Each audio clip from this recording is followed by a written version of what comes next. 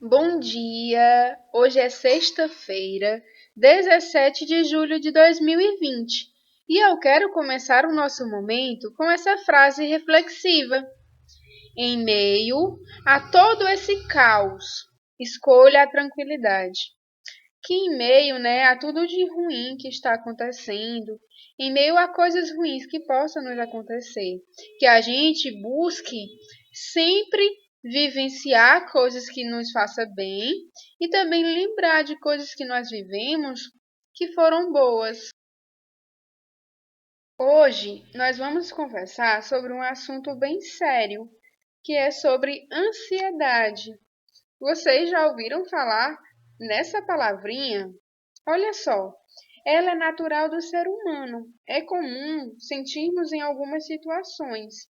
Ela está muito ligada às preocupações e aos medos, que são reações que o nosso corpo pode ter antes de acontecer ou fazendo algo que a gente considere complicado ou perigoso, que pode ser real, pode ser uma coisa que vai acontecer, ou pode ser uma coisa imaginária, que são coisas que só existem na nossa cabecinha.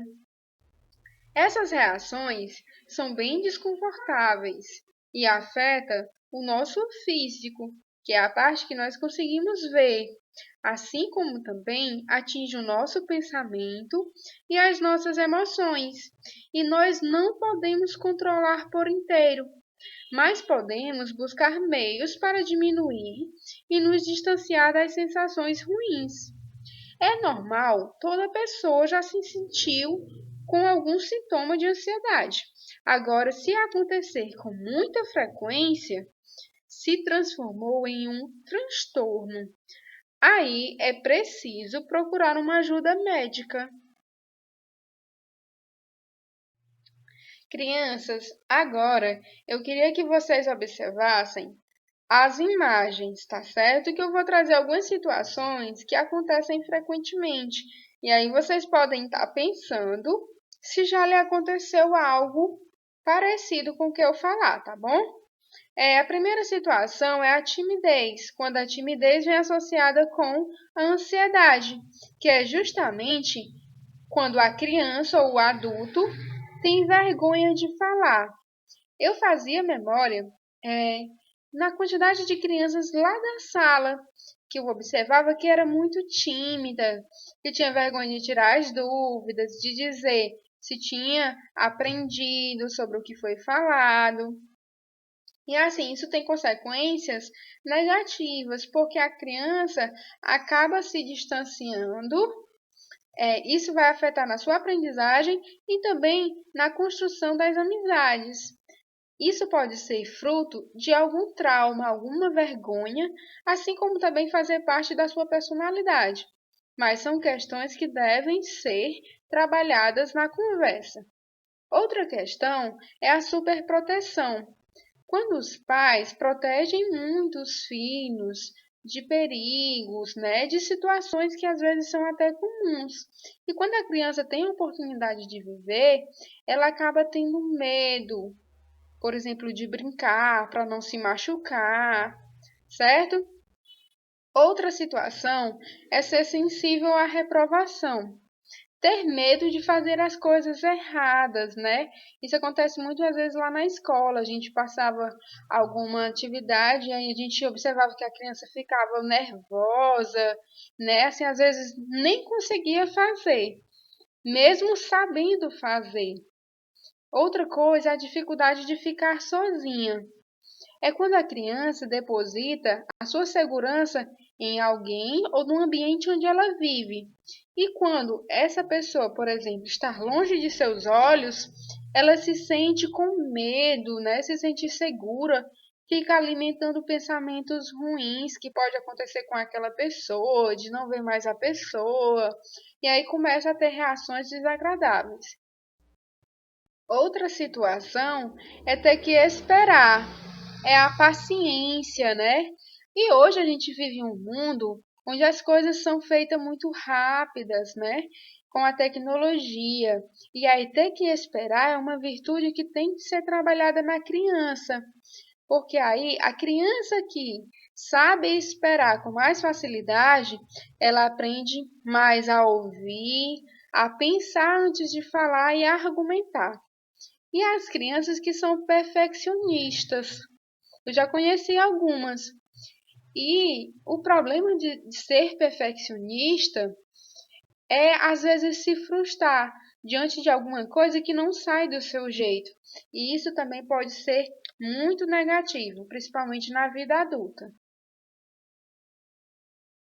Eu trouxe outras situações que fazem memória à ansiedade, né? Por exemplo, quando a gente é exposto a alguma situação que nos remete a um trauma. Eu trouxe como exemplo a batida de dois carros, né, que faz memória a acidentes. Poderia ser também a assaltos, a mudança de casa, a própria morte, né? Outro fator que pode acontecer é a rejeição. Quando a gente se sente rejeitado, né? A gente fica isolado e aí a gente começa a ter sinais também de ansiedade. Outra questão é ter que articular diálogo. Remete à timidez, né? Por exemplo, uma criança, quando ela muda de sala, e aí os coleguinhas dela todas ficaram na outra sala. E aí ela vê todos os coleguinhas novos, né? E aí ela se sente retraída para fazer amizade, aí começa a ter sinais de ansiedade. Pessoas que são bastante organizadas, quando precisam lidar com a desorganização, podem sofrer também. A questão do medo, né? Às vezes nos remete até uma questão traumática. Eu trouxe a criança com medo do cachorro.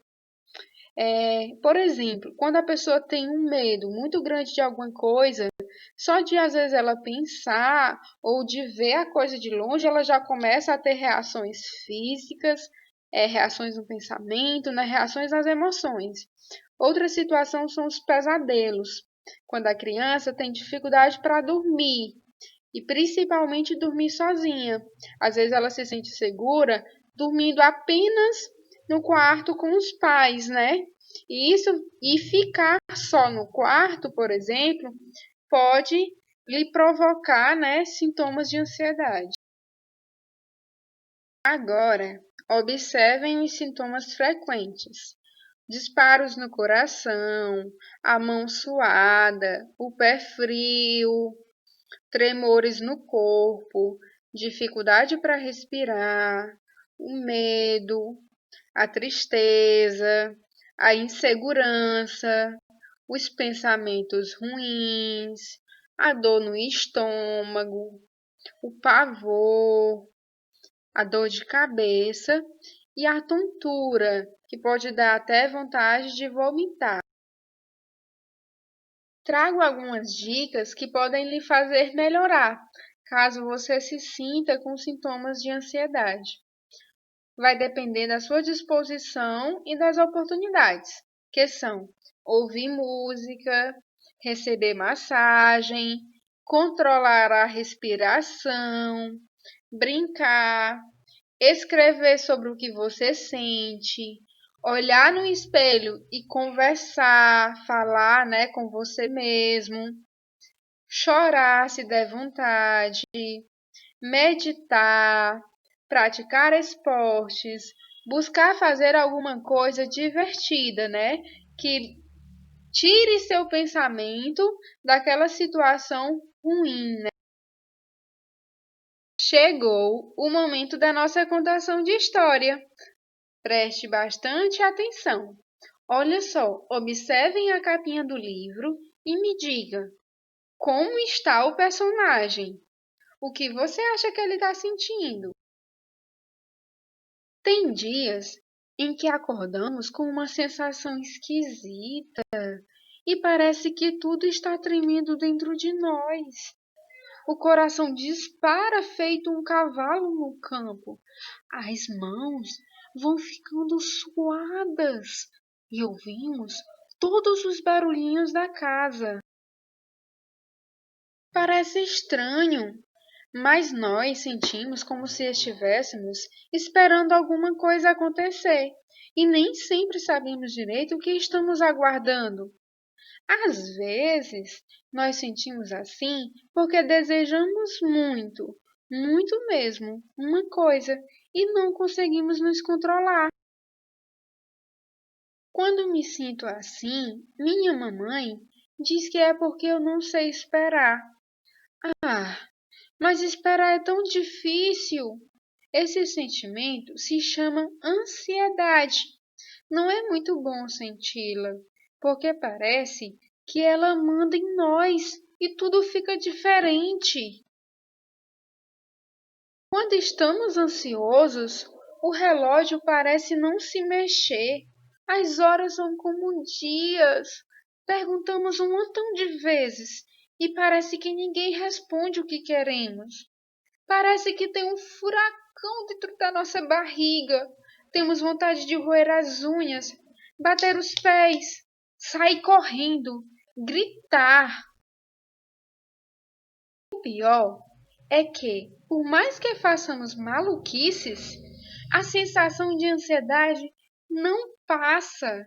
Nessas horas, acho que temos mesmo que aprender a nos acalmar, respirar fundo, muito fundo, e soltar o ar bem devagar, como se fôssemos encher balões azuis, muitos balões. Espreguiçar também ajuda.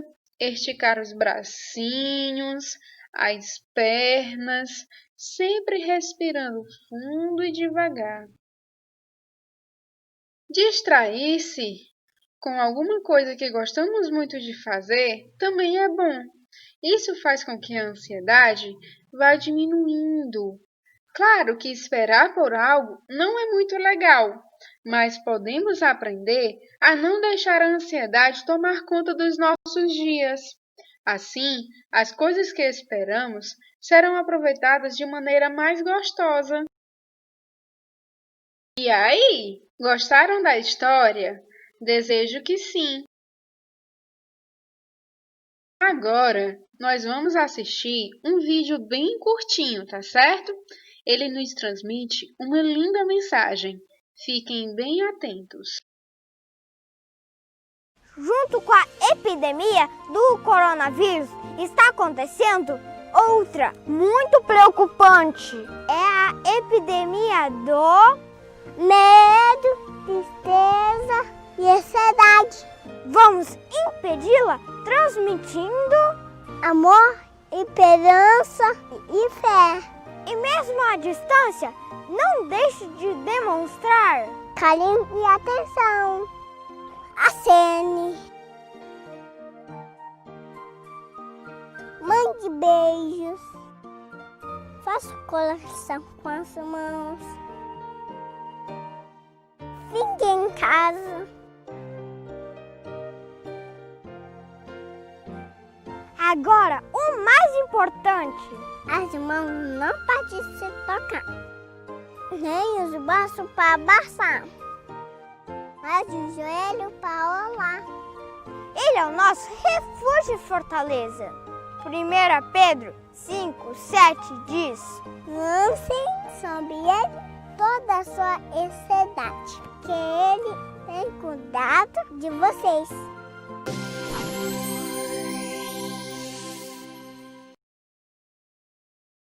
Agora, depois de tudo que nós conversamos e aprendemos, pense em situações que lhe deixam ansioso ou calmo. E você vai fazer alguns registros. Se você preferir, você pode fazer um desenho bem bonito, tá? Grande beijo, bom final de semana!